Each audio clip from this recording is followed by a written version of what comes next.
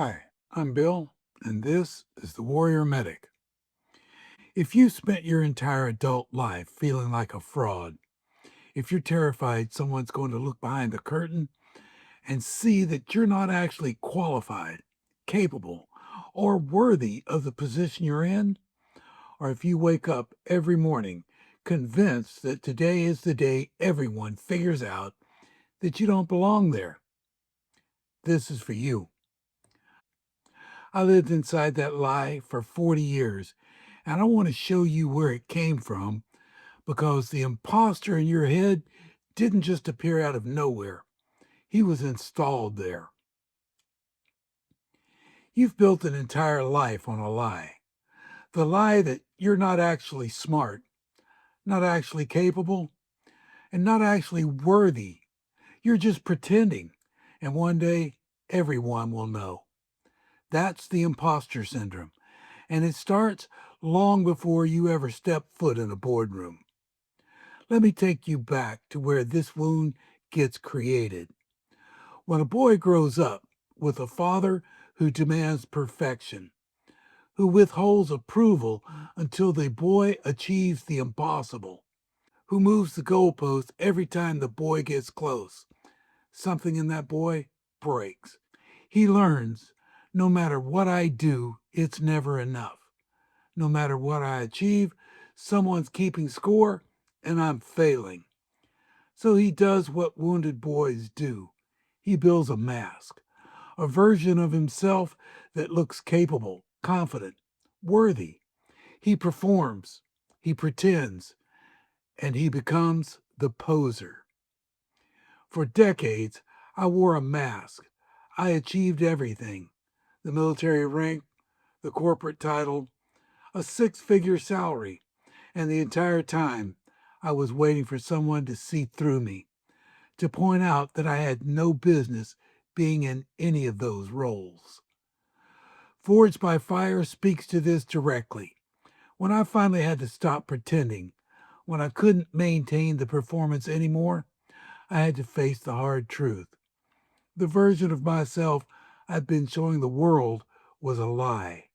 Not because the achievements weren't real, they were, but because the man underneath the achievements didn't believe any of it mattered. He didn't believe he mattered. That's the imposter. He's not the guy sitting in the executive chair. He's the terrified boy inside, waiting to be exposed. Here's what makes the imposter syndrome different from other wounds. With rage, you explode. And with isolation, you retreat. With shame, you hide. But with the imposter, you perform.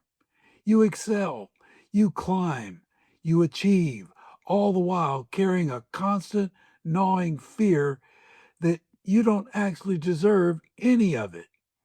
The dangerous part is that it works.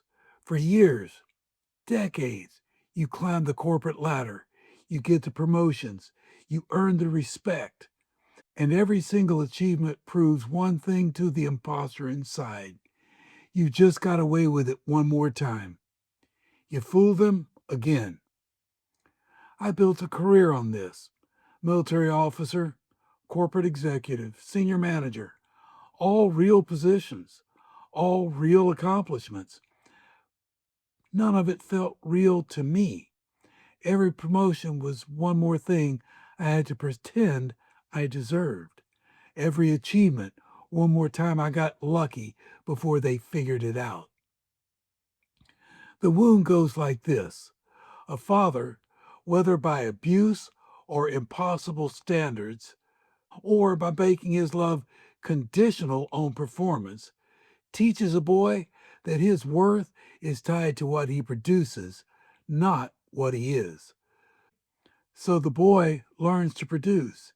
He achieves, he performs, he becomes the mask so well that he forgets there's a person underneath it. And then one day, usually when you're at your most successful, your most accomplished, the mask cracks because you can't perform forever.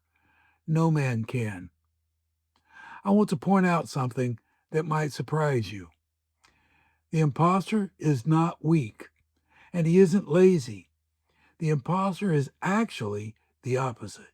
He's driven, he's disciplined, he's willing to work harder than anyone else to prove his worth. That's what makes it so dangerous and hard to recognize. You can't see the wound because you're too busy seeing the success. And that's how the wound survives. The solution isn't to work harder, it's not to achieve more. It's to finally separate who you are from what you do. And that separation happens when you stop needing to perform for love, when you stop needing to produce to matter, when you finally hear and believe that your worth was never based on your output. It was planted in you before you ever did a single thing worthy of recognition. Get the book Forged by Fire. It's the book that started all of this. My whole story about how I built the mask and how I finally took it off. The link is below. And if this is speaking to you, hit subscribe and like this video.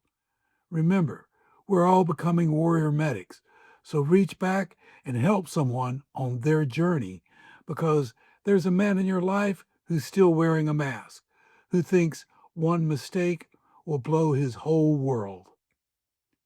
Reach him. I'm Bill. This is the Warrior Medic. No man left behind.